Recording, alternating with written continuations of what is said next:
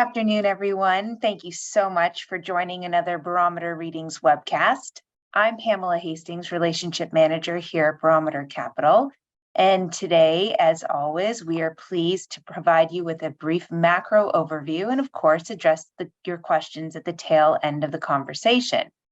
If you'd like to ask a question, don't be shy. My email is phastings@barometercapital.ca. Or, of course, you can hit us up in the Q&A or the chat via Zoom. And on this lovely Tuesday afternoon, after a long weekend in Canada, I turn the conversation to Barometer's very own Chief Investment Officer, David Burrows. Good afternoon, David. I hope you had a great long weekend. Pam, it was great. It was a great summer weekend. Lots of activity, lots of family around. It was a really great week. But here we are. We're back, and lots to talk about. Markets bounced around a little bit over the course of the last week. And so, as always, what I'd love to do is take the lens back, try and keep things in perspective, take a look at what's changed, what's remained the same. A very interesting market we have here. I think that sets up quite well headed to the fall. But let's just start from the top. So we've said for some time we think we are in a structural bull market that started in 2013. There have been lots of corrections along the way, but certainly markets worked its way higher.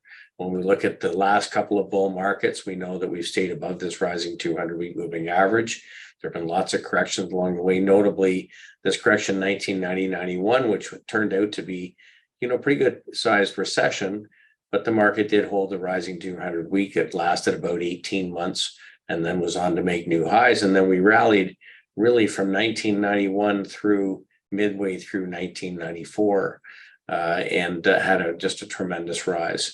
Post the 1994 correction, market rallied sharply into 1998. Invariably, the market goes through these corrections, and its job is to buck off as many investors as possible to set up the next rally, and ultimately people wind up chasing again. So what's important when you go through these corrections is to really try to identify what's held up the longest through a decline, what turned up early, what gained strength along the way, and what can lead in the next cycle. And it's interesting because a lot of the sectors that have been leading the market over the last while are early cycle sectors. In other words, investors prepping and getting organized to be prepared for the next leg of the bull market. So we touched on the 200-week moving average in the beginning of October last year. We've slowly worked our way higher. It has not been without little bumps. This is the lens pulled a ways back. But here we are, very close, just about 6% from the highs back in 2021. And we're now 20 months. So this has been in line with what we would see for a typical recession. There have been several bear markets without recessions, and they've lined up in and around the same amplitude and the same time to get through. And when we look at it under the microscope, you can see that it's been fairly orderly since October. Rally to a higher low, higher high, higher low, higher high, higher low, higher high, higher low, and so on. And as of about 10 days ago, we put in a high on the SPY, which is the S&P 500 ETF at about 460. We pulled back a little bit off of that. We pulled back about 3%. We did say in July, often you can have, if you have a strong July, you can pull back a little bit in August.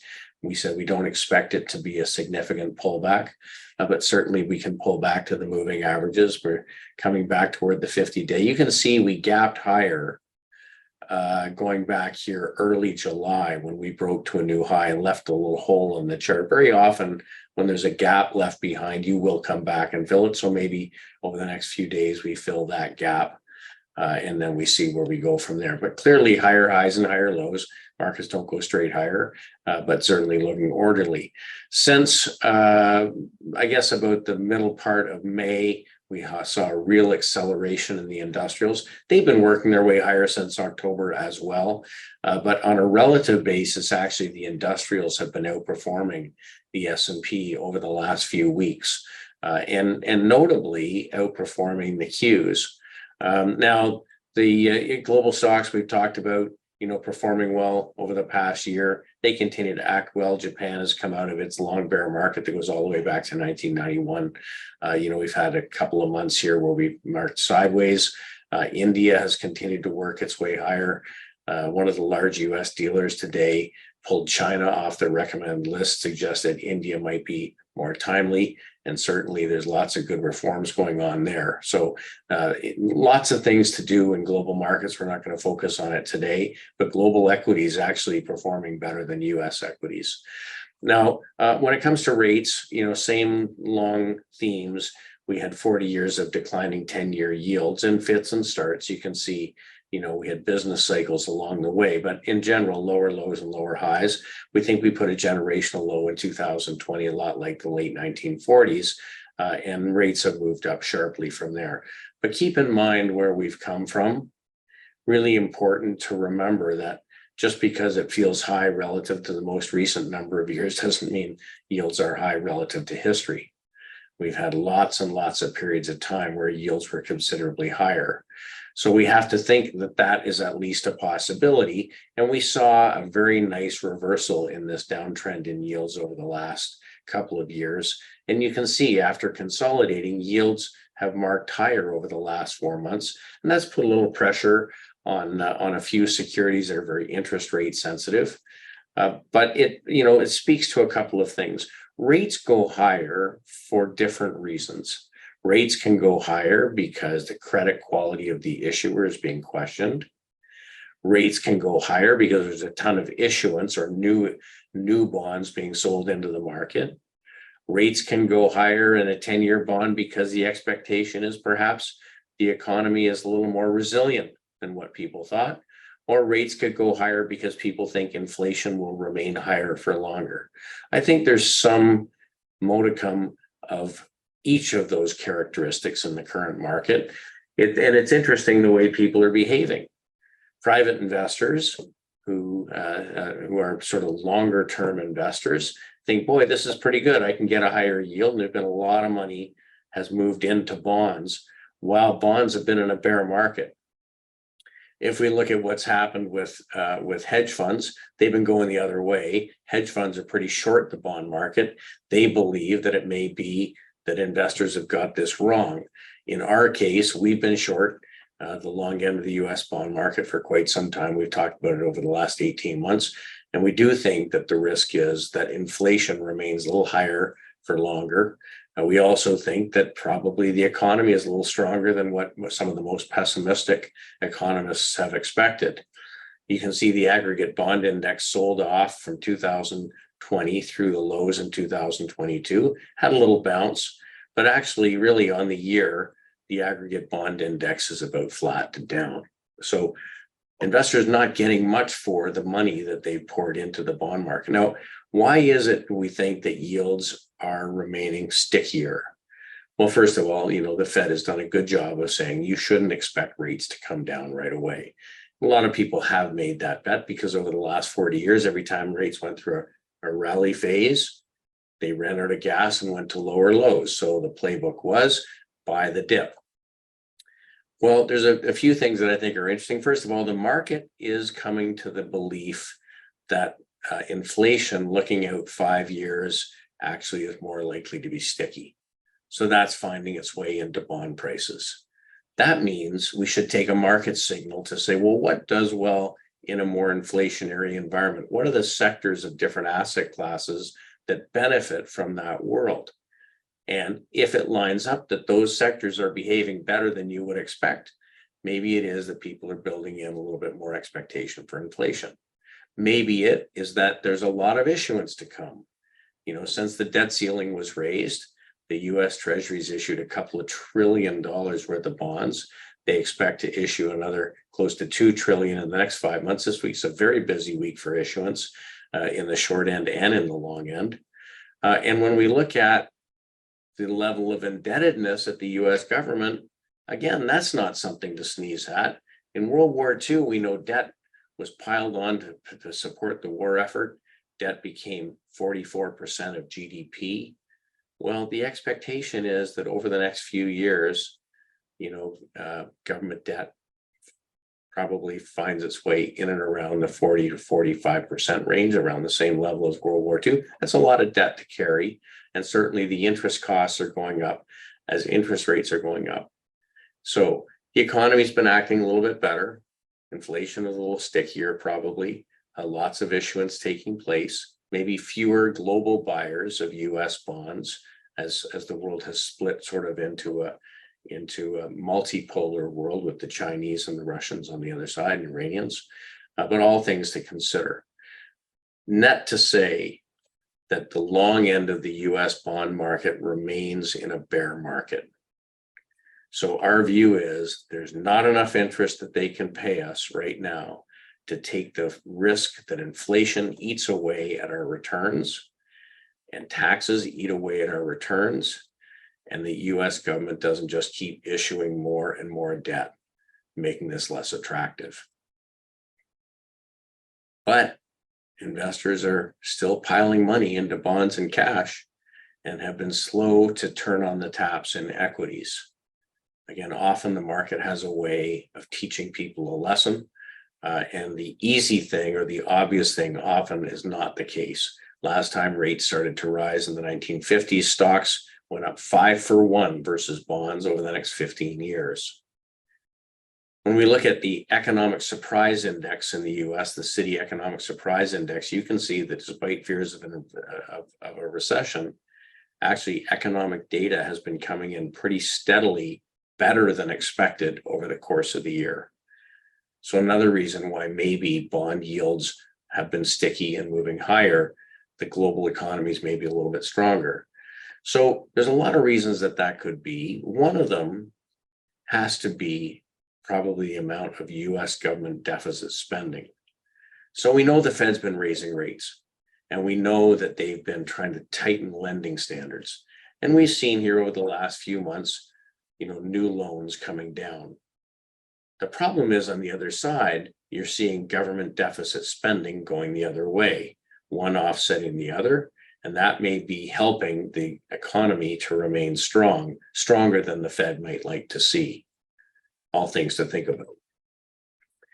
The upshot is that stocks, the S&P 500 relative to bonds, continue to outperform.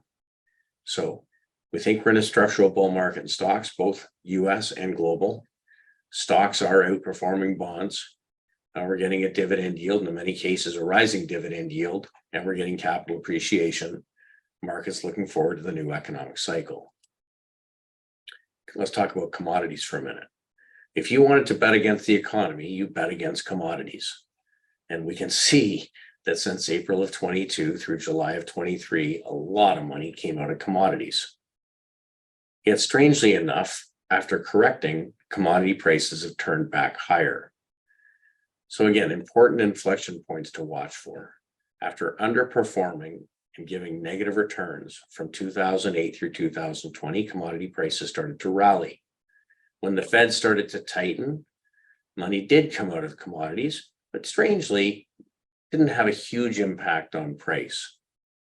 And now at the first whiff that the Fed may possibly be done, we've seen commodity prices resume their move higher. So this is an asset that does well if there's a little more inflation than what people expect. It's an asset that does well if the demand side of the economy isn't soft and if there is economic surprise.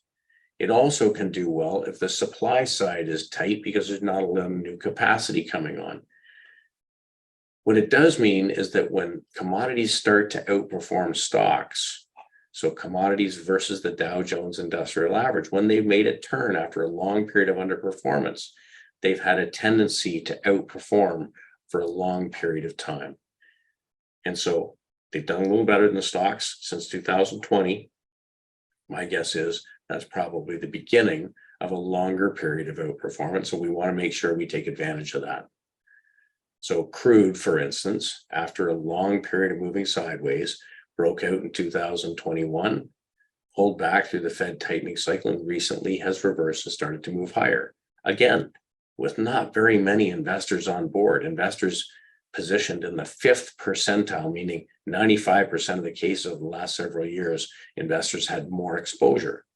We put up a thing on Twitter last week showing how in the 1980s, energy was 20% of the S&P. When we look at in the 2010s, energy was 12% of the S&P. Energy today is 5% of the S&P, but accounts for 12% of the earnings. So it's not impossible that with prices where they are, we see earnings growth. Because they've been paying down debt, we see dividend growth. And because it's underowned, if money starts to flow back in, the earnings multiple could expand. You get multiple expansion as well. Now, all of this is happening at a time when the US Strategic Petroleum Reserve is at the lowest level it's been at since the early 1980s. This week, the US government said that they had repurchased about 1 million barrels. Well, so 1 million barrels puts it about here. It's come down a long, long way. Not a great time to have sold your Strategic Petroleum Reserve when prices are starting to move higher. We know that global OECD petroleum inventories are at multi-year lows, and China is actually consuming more than people expected despite their soft economy. Globally, over the last month, we've had big draws out of inventory, and several analysts believe that inventories can go substantially lower. So with not very much drilling and inventories being at low levels, this is an interesting sector to look at, especially if we think that there is inflation in the system to stay. So commodities versus bonds. Let's look at these big asset classes. Started to outperform in 2020, clearly broke one in 2021, consolidated during the Fed's tightening cycle, and has broken out to the upside again, probably the second leg in the commodities bull market. So all of that happening actually while the US dollar had a little bounce, but it is in a downtrend, and the US dollar tends to be an asset that people buy if they are concerned. It's a safe haven, and we've seen it making lower highs over the last many months. Okay, just quickly on the data. Don't want to spend too much time on economic data, but certainly some good stuff over the last couple of weeks. On the 3rd of August, we had productivity data coming in. Expectation would be a little better by 2.2%, came in up 3.7%. That's a nice pickup in productivity. Labor costs were expected to be up 2.5%, came in up 1.6%. That's a little bit better than expected. Jobless claims about as expected, and continuing claims about as expected. When we move forward, we saw factory orders come in line 2.3% as expected. And the global composite purchasing managers data coming in as expected. But interesting today, small business optimism came in a little bit better than expected. So the data is coming in sort of in line to a little bit better, as we can see in the economic surprise data. Our job is to figure out where we should be. Now, we don't have to be everywhere. We want to find leadership in the market. We want to focus on themes that have a long runway in front of them, that can be revalued over a period of many months or many years. We don't have to be everywhere. We want to identify the sectors in the market and asset classes in the market that are being revalued currently, are behaving well, and have fundamental characteristics that would support a revaluation. We're always looking for change, new leadership to emerge, or old leadership to recede for that matter. And we're always willing to be on the sidelines if we need to be. So this is a tactical approach. There's a lot of different approaches. We come at it trying to identify the pockets of the market we want to focus on. They're seeing net inflows of capital. That comes from our top-down work, looking for improving breadth. Then we try and find specific securities to express the view. Things that are good getting better. We don't like to buy broken getting fixed. And that's where our portfolio lives. Big part of return comes from getting to the right neighborhood. The smaller part comes from finding securities that are performing well within those groups. And then most importantly, we have to have a really disciplined selling strategy to make sure that little mistakes don't turn into big ones. The top-down work is all about trying to identify parts of the market where over time, a higher and higher percent of stocks are performing well. That's money getting put to work. We like to get positioned, and we love to see money come in behind us. When we see deterioration in breadth, it's not usually the leaders that roll over first, it's the weaklings. But if enough of the weaklings roll over, it'll get to the stronger stocks. And when we see deterioration in breadth, we stop putting new money to work. We tighten up the stop losses that we use on our individual positions. And should we get stopped out, we don't put new money to work. Okay, so let's talk about this a little bit. As of last week, our key long-term indicators globally and for the world were positive, meaning the percentage of stocks performing well had been expanding. And we have 4 short-term indicators, all of which were improving. And we did say August can have a little bit of sloppiness, especially if July has been pretty strong. But we expected, because there's a ton of cash on the sidelines, not to see a lot of weakness, but to see dips get bought. As it is this week, the short-term indicators all weakened a little bit. Importantly, the long-term indicators remained solid, moving down only 1 or 2%. It takes a 6% reversal or a significant number of stocks to break down in price to change this from green to red. And if it happens, we'll put it up here on the board. So what does this mean? It means that we probably aren't going to push a lot of new money into the market. We're invested. We got to monitor our positions. So long as they hold up relative to the market and relative to their groups, we're going to stay invested. If they start breaking trend, we're going to use our stops. So let's talk about leadership. In October, almost all sectors were stacked up on the left-hand side of this distribution curve, meaning they had very few stocks in uptrends. Now, we talked about the fact that after the market has had 9 difficult months, which is where we were at the end of September, it was highly likely going forward, things likely get better. But we don't make that bet. We need to see improvement in breadth. We started seeing improvement in breadth in the beginning of October. So we know if you looked out 3 months, there are cases since 1958 where the markets were lower. But we said if we look out 6 months, which would put that in March, April, likely we're higher. And if we looked out 1 year, very, very likely we're higher, and actually by a substantial amount. The average of those periods after bad 9 months period was 28% a year later. So we're in August and we're coming up on September. And the market's pulled back a little bit, 3% over the course of the week, NASDAQ about 4%. Our expectation isn't that we see a significant pullback, but we'll monitor. So what's happened? When we look at the various sectors, a couple of things stand out to me. First of all, moving to the right means that the sectors at this end have a higher percentage of stocks performing well. Breadth is solid. Look at the types of sectors we're looking at that are the strongest. Builders, steel, insurance, Wall Street, that's investment banks. Banks, machinery, auto, oil, aerospace, transportation, business services, chemicals. Highly economically sensitive groups. When we look at the left-hand side of the distribution curve, the sectors with the weakest breadth, the ones that are not showing improvement. Telecom, drugs, biotechs, utilities, gas utilities. These are defensive sectors. These are the ones that should do well if we thought that things were going to get more difficult. Now, the average sector pulled back by 3% over the course of the past week. That's something we'll watch, but not significant damage and not something to get too wound up about.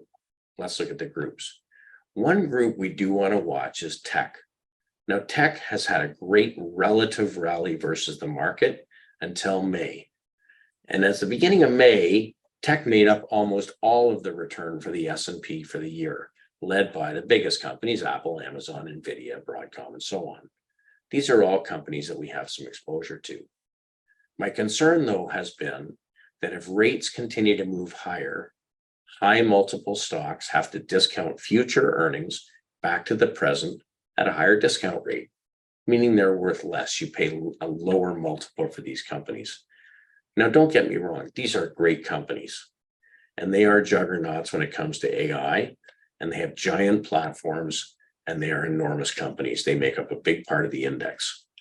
I do note that the XLK ETF, which is made up of these companies, did move back from $181 to $169 over the past 10 days.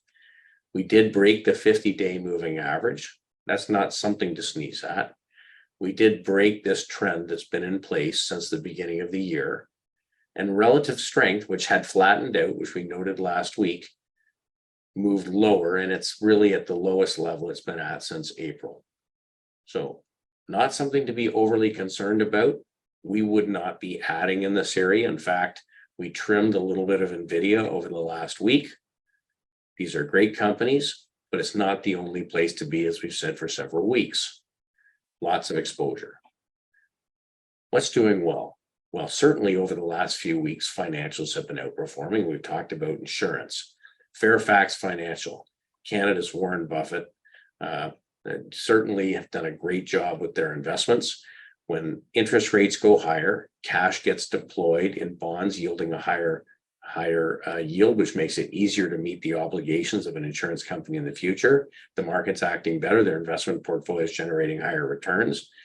And you've seen Fairfax, significantly outperform the market. In fact, Fairfax shares have done better than 93% of the companies in the S&P 500 over the last 52 weeks. And as of yesterday, moved higher to make a new 52-week high and made a new relative strength high versus the market. So insurance as a group is showing some nice improvement. As we've said, some of the banks have as well. Let's talk about energy. Energy characteristics. These companies generate a lot of cash. A lot of the big oil companies and gas companies have been paying down debt. Their cash flow is growing.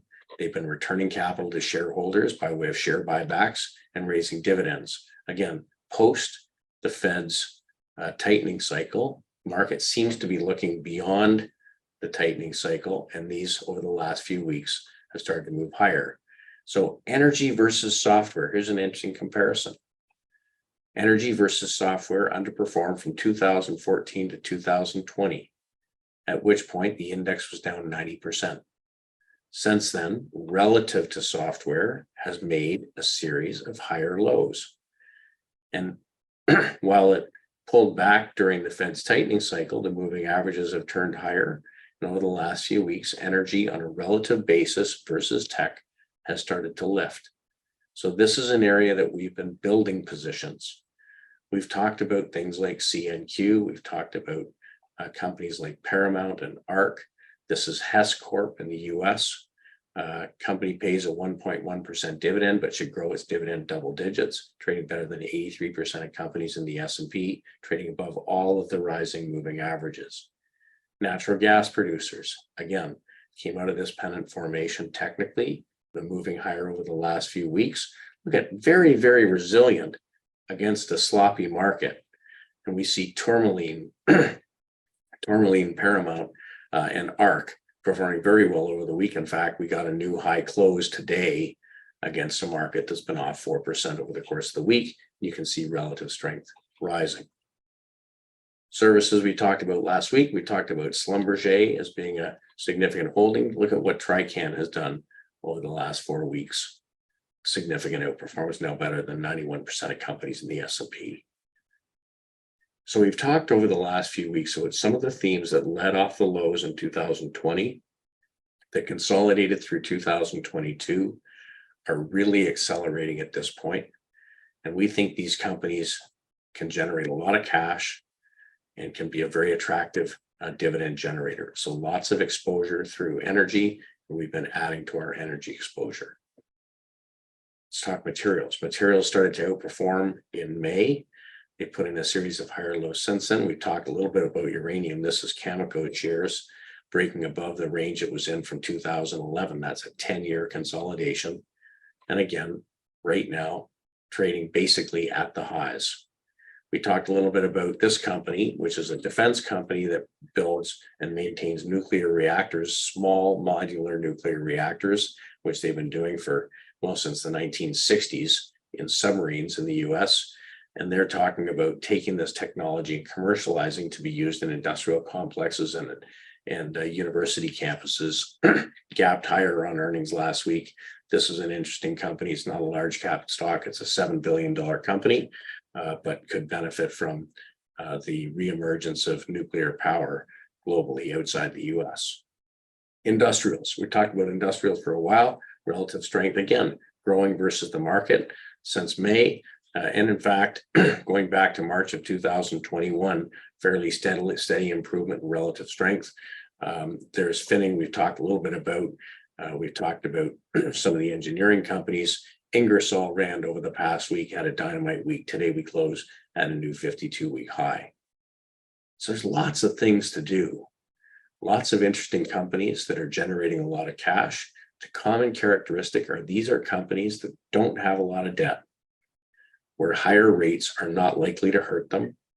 And the way you can look at things is it may well be we've moved from a world where companies that benefited from free money that were leading, the world may now be led by companies that are lenders, companies that are generating cash and can use that cash to fund their businesses and pay their shareholders. ITB, home construction, continues to act well, really hasn't pulled back in the most recent pullback. The home builders ETF is trading better than 93% of stocks in the S&P. And so between the home builders and the defense stocks and advanced manufacturing, transportation, and materials, all economically sensitive, all companies that benefit from a more inflationary environment. Last thing I want to touch on is healthcare. Now, healthcare has been an underweight for us. But thanks to Jim Skatakis, we have a very, very large position in Eli Lilly. So Lilly, of course, has the weight loss drug that is taking the world by storm. Came in this morning, beat expectations by a wide margin. And you have to remember that this drug needs to be taken continuously or it just stops working. So as they're building effectively a subscriber base of people with a severe health problem and excess weight, this can help diabetes, it can help heart disease. And we think that this is early days. Big volume on big breakout on big volume. Likely we move higher, it's possible it could fill in the gaps, but we also have exposure to the same theme through Weight Watchers, which has pivoted and offering a program that includes these weight loss drugs.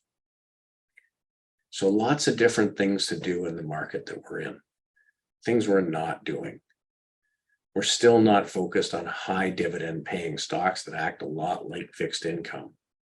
Consumer staples, utilities, and telecom continue to behave poorly, and many are making relative strength new lows. As of yesterday, the themes that were making relative strength new lows were largely all defensive sectors or fixed income related securities. So the hard part is sometimes you have to recognize that what you think would do well in the case if you thought there was a recession, if they're not doing well, it's probably for a reason. And that is maybe the economic data is coming a little bit better. Maybe the global economy is a little more resilient. Maybe people under-own assets that do well in an inflationary period. So taking it back to our positioning as a firm, we continue to have a pretty good position in technology, but it's an underweight position and has been for the last several months. We have a significant overweight in financials with a tilt towards insurance. Companies like Fairfax, companies like Great West, companies like some of the large banks with good dividend growth. Materials continues to be, industrials an overweight. We have energy has at a larger overweight now, just over twice the S&P weight. Consumer discretionary we've brought up as the home builders have performed well. Part of that's been through performance. While healthcare is an underweight, we have a good targeted weight in a couple of companies that have really strong products. Materials is a significant overweight at twice market weight, and we have a significant underweight in communication, real estate, utilities, and staples, things that tend to do poorly when rates are going higher. So look, this is a dynamic process and we got to continue to evaluate. And we are going to live with some corrections. I put this up a little while ago, maybe it was April. We should expect 3 or 4 or 5% corrections over the course of the year. The data supports the market finishing significantly higher than where we are today, but it doesn't mean we can't slop around a little bit in August and the beginning of September. My guess is, given how underinvested the average investor is, it's likely that dips will be bought from some of that pile of T-bills that people push their way into. We've seen a slowdown in purchasing in T-bills, but we haven't seen a significant reversal going the other direction. So we continue to work our way off the lows toward the end of a bear market to the beginning of the next cycle. And the sectors that are leading are all early cycle sectors. What we look forward to is the 2 to 3 years before the next significant correction that is most likely on the way, and we're positioned for it. With that, Pamela, if there's any questions, we're certainly happy to answer them. Thanks so much, David. Yes, we have a question here from one of our favorite viewers, Stephen from Toronto. Dave, he wants to know if you can summarize Barometer's investment strategy that identifies alpha net returns versus passive investment products like the SPY. What's our comparative advantage? Well, it depends. It really depends on the period you're in. I would say our comparative advantage is when structural changes take place, we tend to get positioned and then participate for a long time. So it happens to be that we've come from a period where the very biggest companies dominated the S&P, a lot like 1999. But we know what happened after 2000. The old economy took over, and those very large companies didn't make new highs until 2016. So our view is that likely the world's gone through a significant change. Now, if I was invested or you were invested like the S&P, you'd have a 4 or 5% weight in energy, a 3 or 4% weight in materials, a 6 or 7% weight in industrials. And it may well be that those weights go on to double over the next 3 or 4 years against a rising market. So I think the opportunity in a rising market is to get focused in areas that can see significant multiple expansion. And I frankly see it's going to be hard for tech to have significant multiple expansion. Second, we can avoid parts of the market that could underperform for years. We know that in the 50s and 60s, fixed income gave basically a 0% inflation adjusted return, and high dividend paying stocks behaved about the same. So we can take out that dead capital. And of course, the other one is if we were to get into a persistent decline, we can play some defense. So last year, if you were an index investor, you bought 60% equities, 40% fixed income, basically along index lines. The portfolio would have been down about 21%. And I certainly know that I don't think we had any accounts that were down 21% last year because we got defensive early in the year. So there's opportunity, I think, in both ways. The difficult time is in the transition periods from bull market to bear market. And certainly we've been going through that over the last little while. But we can see these themes accelerating versus the market. And I think it's just the beginning. Thanks so much, David. The next question comes from Bernie. He wants to know if you're concerned about any of the negative headlines regarding Ozempic. We're always concerned and always want to stay balanced. I hear people saying they don't want to have Ozempic face. So maybe that's something to worry about. But my guess is that obesity is a pandemic in the US. And the heart disease and diabetes is a really significant issue. We're not going to way overweight our portfolio. We think it's a great company and a great product.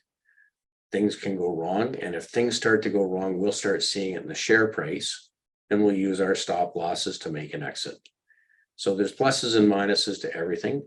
Right now, I would say technically and fundamentally, Lilly looks very attractive. And I would say that probably there is a significant percent of the population that could benefit from these drugs and this class of drugs. It may not just be Lilly's, but the the permissioning to be used for different purposes that can come down the pipe. I mean, it's a significant large market we want to be participating in. Thanks so much, David. Well, that concludes the questions we've received for this afternoon. And as always, I'll leave you with the final word. Thanks so much for the update. Well, hopefully people don't spend too much time through the month of August staring at their screens. We got to take advantage of summer while we've got it and get outside and enjoy ourselves.